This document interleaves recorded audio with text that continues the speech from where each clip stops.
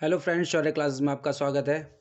हम लोग pre board school exam जो मैथ्स का हुआ था तो उसका हम सॉल्यूशन कर रहे थे। अब तक मैंने आपको मैथ्स बेसिक और मैथ स्टैंडर्ड का एक एक वीडियो प्रोवाइड करा दिया है, जिसमें मैंने उनके एमसीक्यू यानी कि सेक्शन ए के 20-20 क्वेश्चंस लिए थे।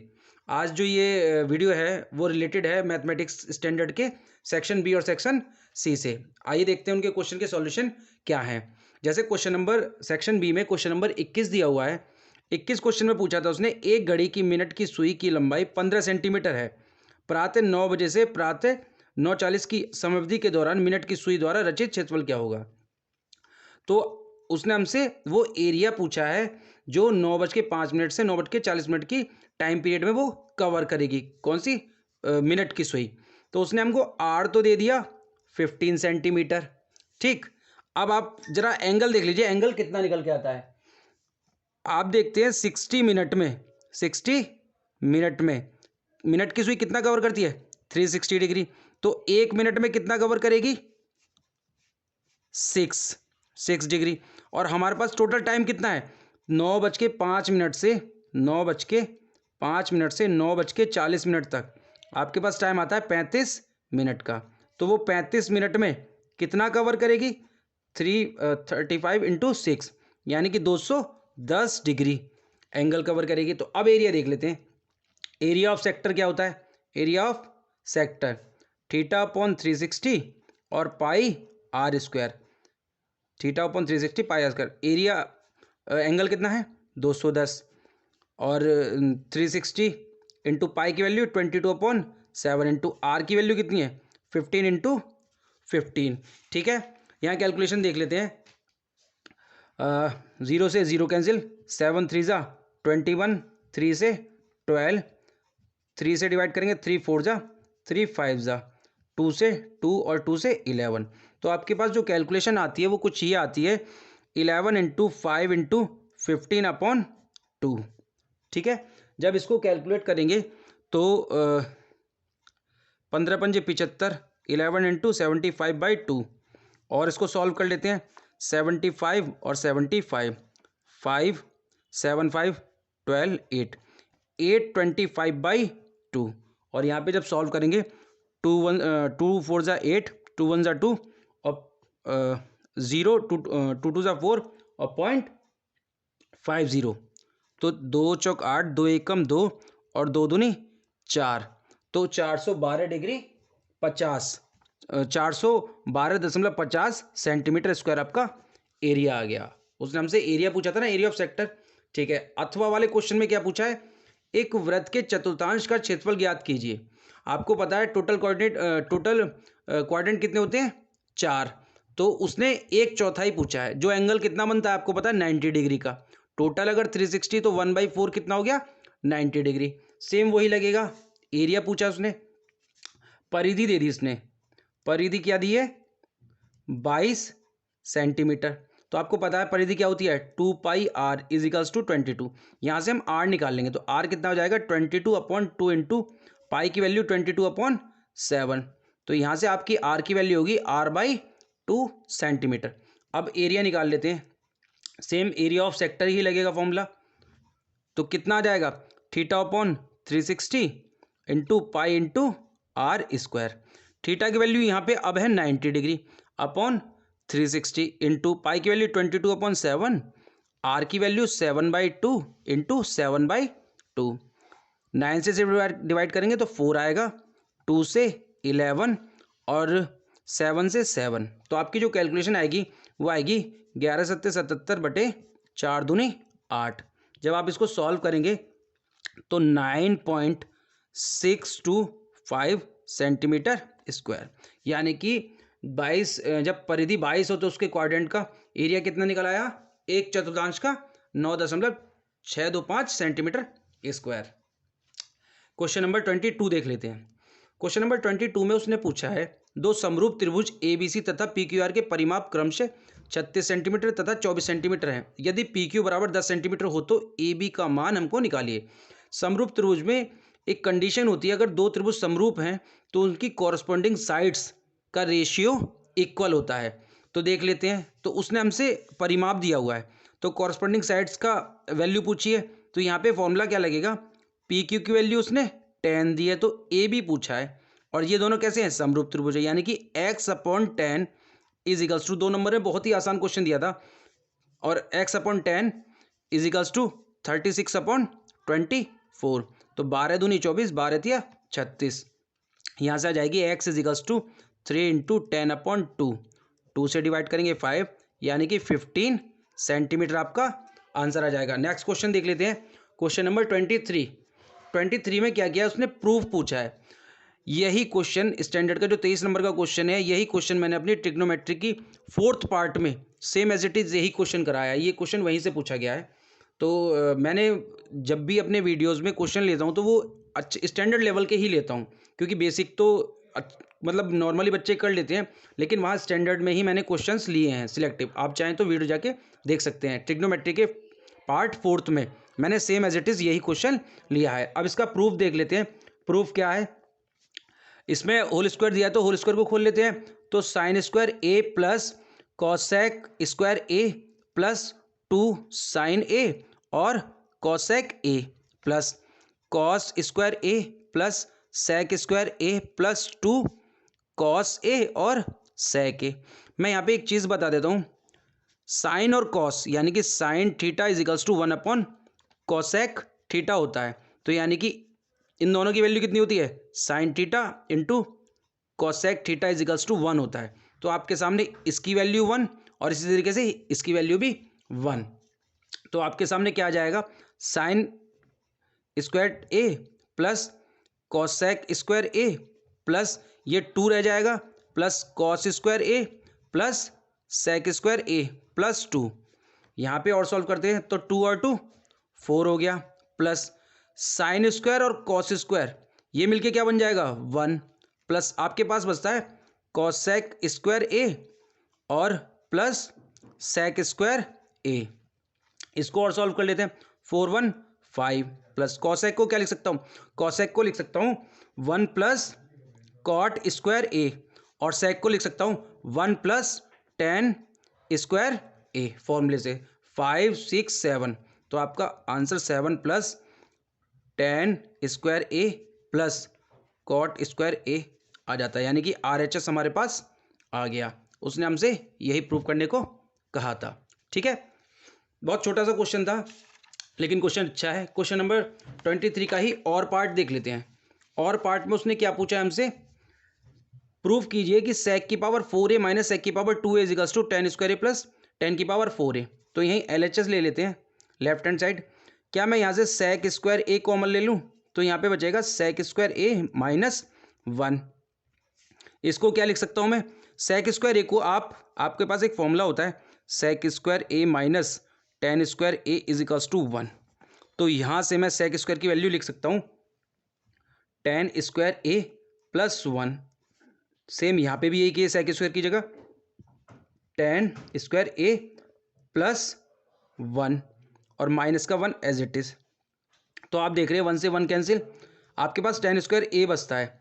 तो इसकी मल्टीप्लाई जब यहाँ करेंगे तो ये आ जाएगा आपका 10 की पावर 4a प्लस 10 स्क्वायर ए।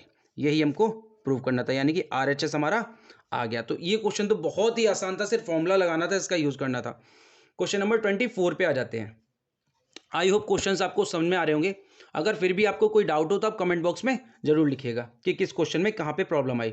सॉल्यूशन देखते हैं। उसने बोला एक निश्चित समय पर एक हिरण पार्क में हिरणों तथा मानव आगंतुकों यानी कि होम विजिटर्स के सिर और पैर की काउंटिंग जो थी वो कितनी गई कि वहाँ पे 39 तो सिर थे और 132 पैर थे। तो पार्क में उसने हिरण और मानव आगंतुकों यानी कि ह्यूमन विजिटर्स की संख्या पूछी है। माना हिरण की संख्या कितनी थी, संख्या बराबर x तथा मानव आगंतुकों, मानव लिख लेता हूँ, मानव की संख्या y। तो कंडीशन देख लेते हैं अकॉर्डिंग टू द क्वेश्चन। उसने बोला सिर कितने हैं 39, तो हिरन के भी एक सिर होता है और इंसानों के भी एक सिर होता है। तो यानी कि x प्लस वाई की वैल्यू कितनी आ गई 39, इक्वेशन 1। सेकंड कंडीशन क्या दी है 132 पैर, तो हिरन के तो होते हैं 4 पैर यानी कि 4 × x प्लस इंसान के 2, तो 2 × y is equals to 132, equation number 2। अब आपको क्या करना है समीकरण 1 में 4 की गुणा करके माइनस कर देंगे समीकरण 2।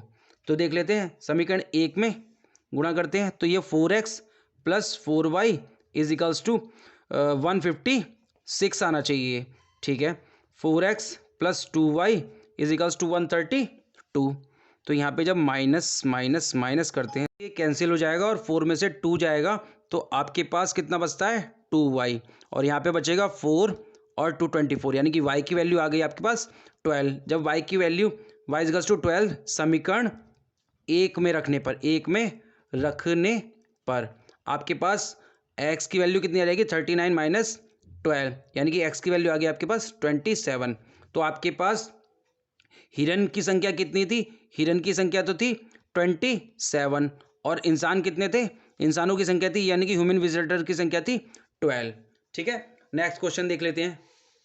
क्वेश्चन दिया है, ये इस क्वेश्चन का यूज़ बेसिक के पेपर और स्टैंडर्ड के पेपर में कई बार हुआ है। इसी टाइप का क्वेश्चन पूछा गया है। दी गई आकृति में ए पी बराबर 4 सेंटीमीटर और बी क्यू बराबर 6 सेंटीमीटर है। ए पी बराबर 4 सेंटीमीटर, बी क्यू बराबर 6 सेंटीमीटर और ए सी की पूरी वैल्यू उसने हमको 9 सेंटीमीटर दी है। तो इसका अर्ध परिमाप पूछा है। आपको एक थ्योरम याद होगी, किसी बाह्य बिंदु से किसी वृत्त पर स्पर्श रेखाएं जब खींची जाती हैं तो खींची गई स्पर्श रेखाओं की लंबाइयां आपस में बराबर होती है, यानी कि पी भी किसके बराबर होगा, बी क्यू के। तो यानी कि अगर ये 6 है तो ये भी 6 होना चाहिए। अगर ए पी 4 है तो ए आर कितना होना चाहिए 4 सेंटीमीटर। तो अब आपके सामने ये पूरा कितना था 9 था, तो अगर ये पूरा 9 है और ये 4 है तो ये कितना बचेगा 5। अगर ये 5 तो ये भी आपका 5 ही होगा। तो अब अर्ध परिमाप निकाल लीजिए। तो अर्ध परिमाप क्या हो जाएगा, अर्ध परिमाप जिसको हम सेमी पैरामीटर बोलते हैं, a plus B plus C by 2 formula होता है। तो a कितना है पूरा, एंगल a के सामने वाली साइड 6 और 5 11 प्लस b की वैल्यू कितनी है 9 दी हुई है, प्लस c की वैल्यू 6 और 4 10, पूरी लेंथ 10/2। तो ये आ जाएगा 30/2 यानी कि 15 सेंटीमीटर, यानी कि इस त्रिभुज का जो अर्ध परिमाप होगा 15 सेंटीमीटर होगा। नेक्स्ट क्वेश्चन पे आ जाते हैं।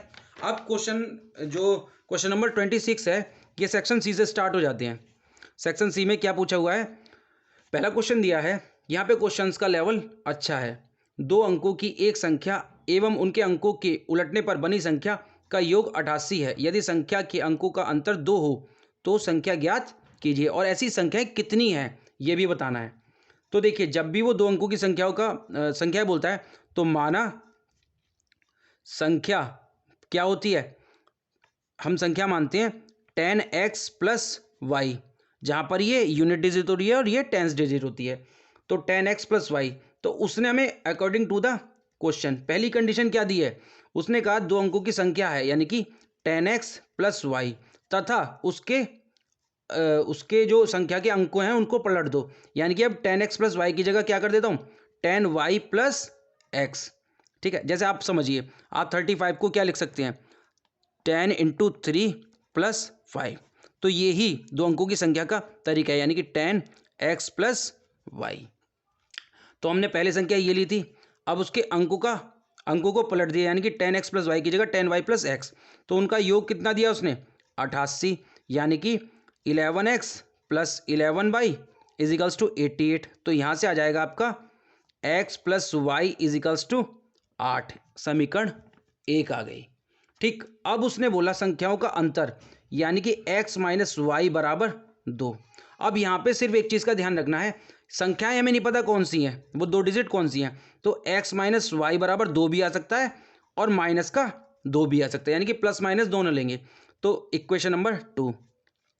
तो फर्स्ट कंडीशन में क्या हो जाएगा, फर्स्ट कंडीशन में आप एक काम करिए, x plus Y is equals to 8 ले लीजिए और एक संख्या ले लो x minus Y is equals to 2 ले लेते हैं। तो इस कंडीशन में क्या होगा, जब इनको ऐड करेंगे तो 2x इजिकल्स टू आपका 10 आएगा और x की वैल्यू आएगी 5। x की वैल्यू 5, तब y इजिकल्स टू कितना हो जाएगा 3 हो जाएगा। तो संख्या क्या आ गई, संख्या हो जाएगी 10x प्लस वाई थी, तो यानी कि 10 × 5 + 3, संख्या हो गई 53। अब सेकंड कंडीशन ले लेते हैं। सेकंड कंडीशन में क्या होगा, x plus Y is equals to 8 as it is रहेगा, लेकिन x माइनस वाई की वैल्यू मैं ले लेता हूँ -2। दोबारा से ऐड करेंगे तो 2x इजिकल्स टू कितना आ जाएगा 6। तो x की वैल्यू आएगी 3। अगर x की वैल्यू 3 तब y की वैल्यू आएगी 5। तो संख्या क्या हो जाएगी, सेम, पहले थी 53, अब हो जाएगी 3 इंटू 10 प्लस 5 यानी कि 35। ठीक, तो आपकी जो संख्या आई है वो, उसने ये भी पूछा कि ऐसी संख्या कितनी होगी, तो वो ऐसी 2 संख्याएं होंगी। आप इन दोनों को लेकर ये कंडीशन सेटिस्फाई कर सकते हैं, आपका रिजल्ट यही होगा। नेक्स्ट क्वेश्चन देख लेते हैं, एज वाले क्वेश्चन है ये। क्वेश्चन में क्या पूछा है उसने, 6 साल बाद एक महिला की उम्र उसकी बेटी की उम्र से 3 गुना होगी। 3 साल पहले वह अपनी बेटी की उम्र से 9 गुना थी। उसकी वर्तमान आयु ज्ञात कीजिए। ऐसे क्वेश्चन में कुछ नहीं करना, जो उसने पूछा है बस उसी को फॉलो करते चले जाओ। माना महिला की वर्तमान आयु तो है बराबर x, तथा बेटी की वर्तमान आयु बराबर y। अब उसने क्या पूछा है, अकॉर्डिंग टू द क्वेश्चन 6 साल बाद माँ की एज कितनी हो जाएगी x प्लस 6, और बेटी से कितनी हो जाएगी 3 गुना, यानी कि 3 गुना y प्लस 6। तो यहाँ से एक समीकरण मिल जाएगी x प्लस 6 बराबर 3y प्लस 18। तो x माइनस 3y बराबर 12, समीकरण 1। अब आ जाइए दूसरी कंडीशन पे, according to the question second condition जो है वो कह रहा है 3 साल पहले, यानी कि आज x है तो 3 साल पहले कितनी होगी x माइनस 3। वह अपनी बेटी की उम्र से 9 गुना थी, तो 9 गुना y माइनस 3। तो यहाँ जाएगा x minus 3 is equals to 9y minus 27। तो यहाँ समीकरण आ जाएगा x माइनस 9y बराबर माइनस का 24, समीकरण नंबर 2। समीकरण 1 व 2 से क्या करना है, x माइनस 3y बराबर 12, तो x माइनस 9y बराबर माइनस 24 घटा दो, माइनस के नीचे प्लस, प्लस के नीचे और माइनस के नीचे प्लस, इससे ये कैंसिल, प्लस के 9 माइनस के 3 यानी कि 6y इजिकल्स टू 24 प्लस का और 12 कितना हो जाएगा 4 2 6 और ये 36। तो y की वैल्यू आ गई 6, y इजिकल्स टू 6 किसी भी समीकरण 1 में रख दो, समीकरण 1 में रखने पर तो क्या जाएगा x बराबर 12 प्लस 3 इंटू 6 यानी कि 12 प्लस 18 30। तो आपके सामने दोनों आंसर आ गए। x क्या था, माँ की उम्र, महिला की उम्र, तो x यानी कि x की उम्र है 30 वर्ष और बेटी की उम्र है 6 वर्ष। आपका ऑप्शन आंसर आ चुका है। नेक्स्ट क्वेश्चन देख लेते हैं। इस चैप्टर से ऐसा ही क्वेश्चन फाइनल पेपर में भी आएगा, 101% आएगा, ये चीज़ आप ध्यान रखिए। वो आपसे √2 को पूछ लेगा कि परिमेय संख्या है प्रूफ कीजिए, या फिर वो इस तरीके एडिशन में पूछ लेगा कि अपरिमेय संख्या है, लेकिन आएगा ज़रूरी है, श्योरिटी है। तो क्वेश्चन दिया है कि √3 अपरिमेय है, तो सिद्ध कीजिए √3 + 1 अपरिमेय होगा, ये भी अपरिमेय होगा। तो इसका सॉल्यूशन देख लीजिए। देखो उसने बोला है कि ये कहाँ गया, हाँ √3 अपरिमेय है तो सिद्ध कीजिए ये अपरिमेय है। हम मान लेते हैं कि 5 + 2√3 क्या है, एक परिमेय संख्या है।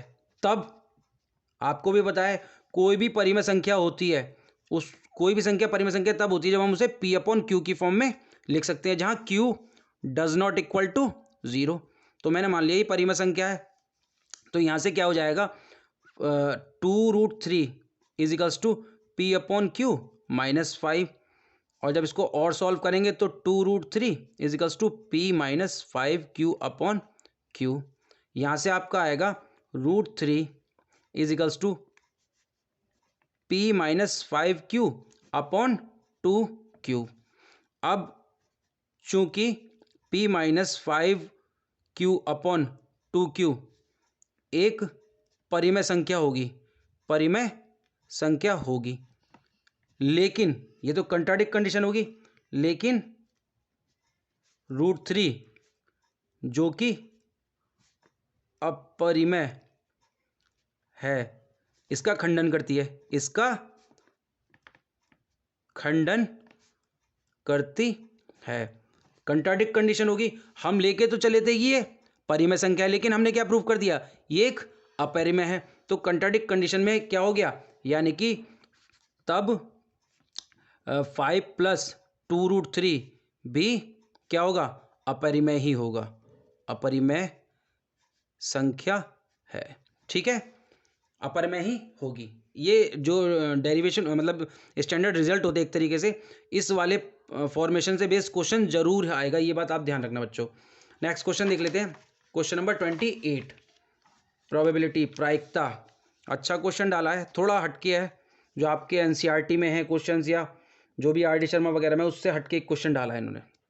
क्या डाला है क्वेश्चन, रमेश को बोनस के रूप में 24,000 रुपये मिले, उसने मंदिर को 5,000 रुपये, मैं लिखता चला जा रहा हूँ, मंदिर को कितना चला गया, मंदिर को चला गया 5,000 रुपये, पत्नी को यानी कि वाइफ को चला गया 12,000 रुपये, नौकर को कितना चला गया 2,000 रुपये, शेष राशि अपनी पुत्री को यानी कि डॉटर को कितना दे दिया।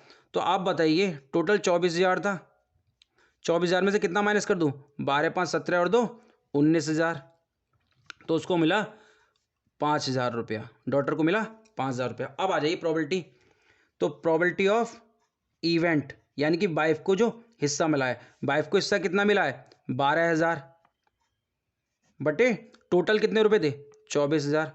इसको करने का थोड़ा और आप अच्छे तरीके से लिख सकते हैं कि टोटल पेमेंट इतनी थी, वाइफ को इतनी मिली, बट मैं यहाँ सॉल्यूशन दे रहा हूँ आपको। तो इसका रिजल्ट कितना आएगा 1/2। नौकर का हिस्सा यानी कि प्रोबेबिलिटी ऑफ नौकर के हिस्से की, तो नौकर को कितना मिला है 2,000 रुपये, कितने में से 24,000 में से थे, तो यहाँ पे प्रोबेबिलिटी क्या हो गई 1/12। अब आ जाइए बेटी को हिस्सा, तो यहाँ पे प्रोबेबिलिटी ऑफ इवेंट क्या होगी, बेटी को मिला है 5,000, कितने हज़ार में से 24,000 में से, तो यहाँ पे आपका जो रिजल्ट आ गया वो कितना आ गया 5/24 प्रोबेबिलिटी। तो यही 3 चीज़ें पूछी थी, निम्न की प्रायिकता ज्ञात करनी थी, पत्नी का हिस्सा 1/2, नौकर का हिस्सा 1/12 और बेटी का हिस्सा 5/24। आइए नेक्स्ट क्वेश्चन पे चलते हैं। नेक्स्ट क्वेश्चन दिया है उसने, केंद्र O वाले वृत्त पर बाह्य बिंदु P से 2 स्पर्श रेखाएं PA। सेम वही आ गया कि किसी एक्सटर्नल पॉइंट से जब किसी सर्कल पर टेंजेंट खींची जाती है ना, तो उनको एक तो आपको याद रखना है कि उनकी जो डिस्टेंस होती है वो बराबर होती है। अब यहाँ पे इसने हमसे प्रूव करवाया कि angle APB, angle APB is twice of angle OAB, OAB यानी कि ये जो एंगल है, ये जो एंगल है इस एंगल का डबल है, हमको ये प्रूव करना है। तो मैंने यहाँ एंगल के नाम दे दिए, एंगल 1, एंगल 2 और एंगल 3, और ये एंगल आपका P ही रहा है। तब आप बताइए, आपको प्रूफ देख लेते हैं। PA = PB, मैंने आपको बताया कि बाह्य बिंदु से जब भी स्पर्श रेखा खींची जाती है तो उनकी दूरी क्या होती है, बराबर होती है। तो PA = PB, और जो समद्विबाहु त्रिभुज होता है तो उसमें हम क्या पढ़ते हैं कि अगर दोनों भुजाएं समान हैं, दोनों भुजाएं बराबर है, तो उनके कॉरस्पॉन्डिंग एंगल भी बराबर होंगे, यानी कि एंगल 1 = एंगल 2, ये भी आपको पता है। ठीक है, अब इन ट्राइंगल APB, आप त्रिभुज AP में आ जाइए, 1 + एंगल 2 + एंगल P = कितना होगा 180। त्रिभुज के 3 एंगल का सम 180, लेकिन यहाँ पे 2 किसके बराबर है, 1 के बराबर, तो यहाँ पे क्या लिख सकता हूँ, एंगल 1 + एंगल 1 + एंगल P = 180।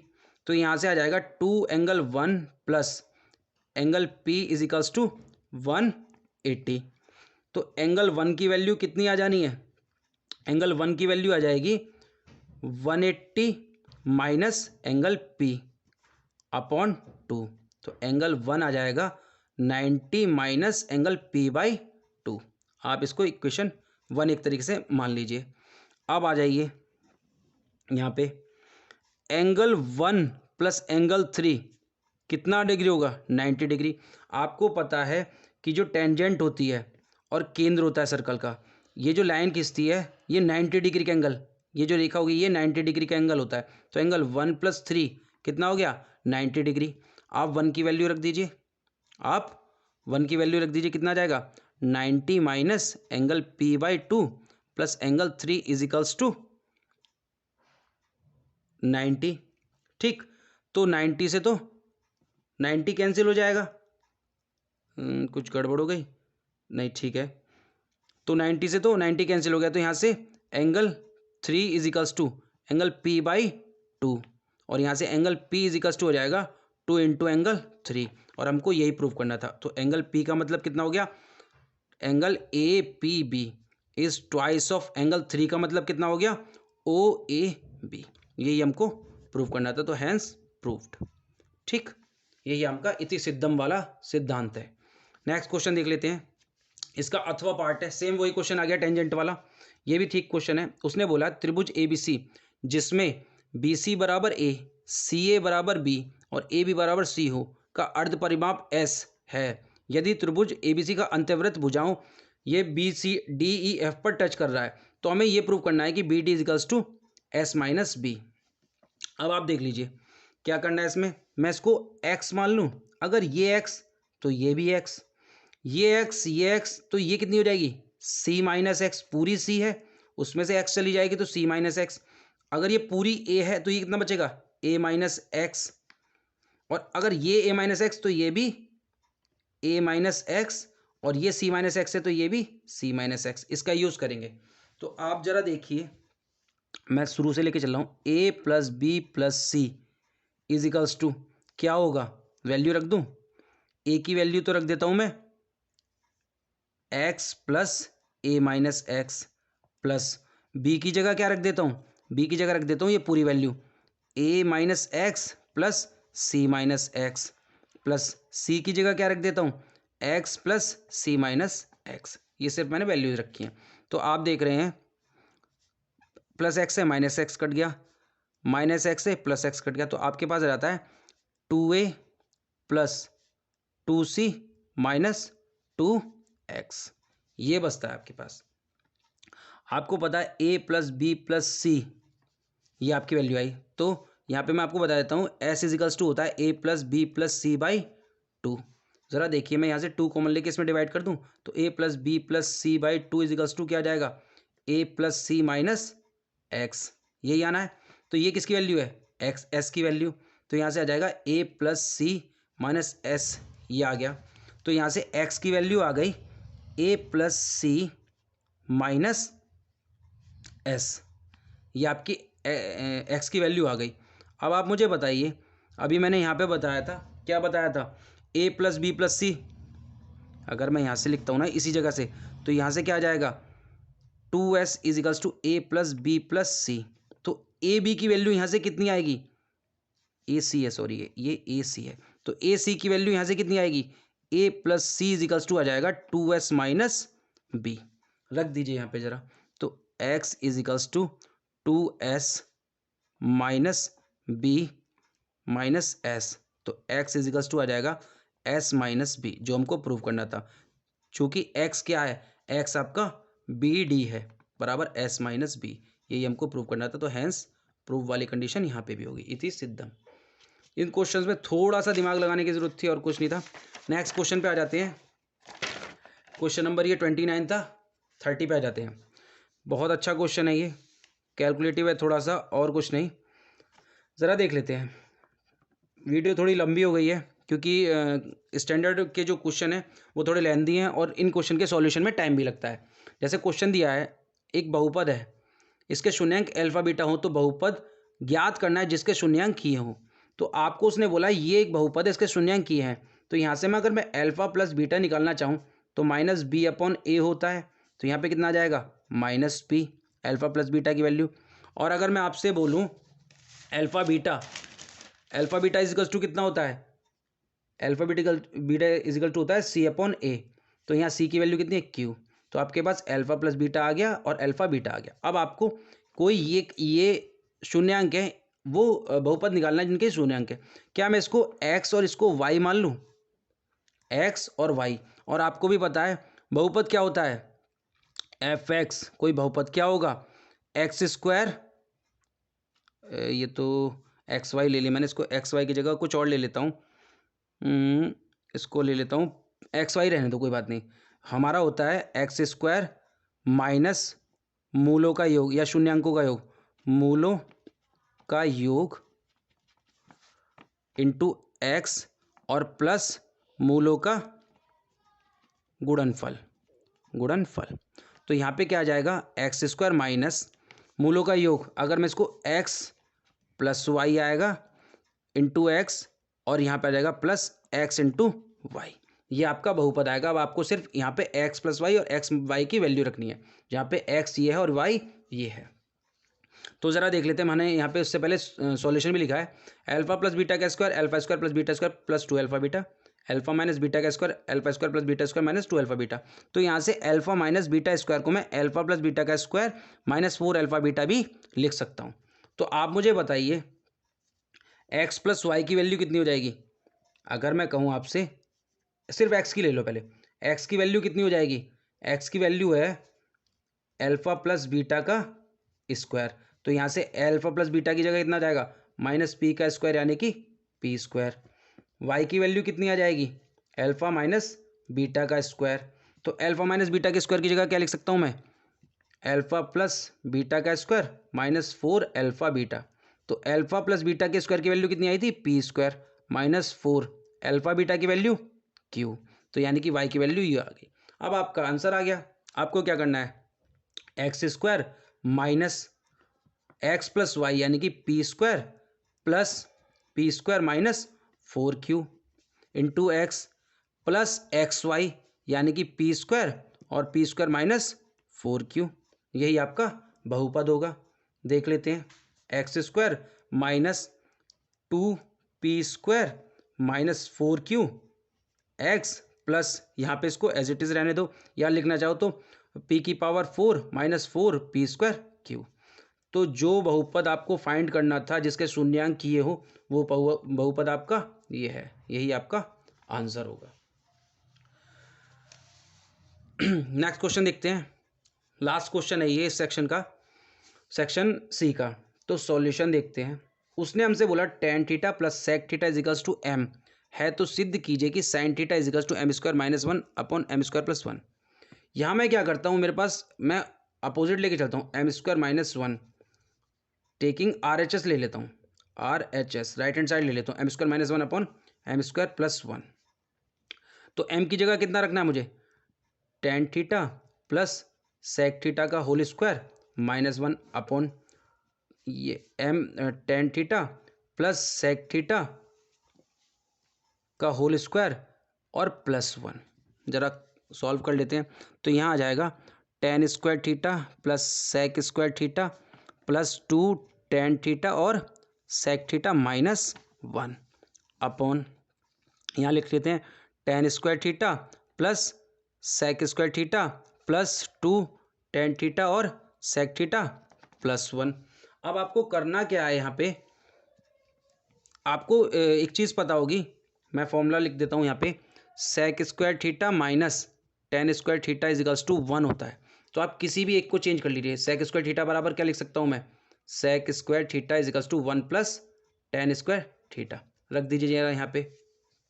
तो ये आ जाएगा आपका tan square theta plus sec की जगह लिख देता हूँ 1 plus tan square theta plus 2 tan theta और सेक थीटा माइनस 1।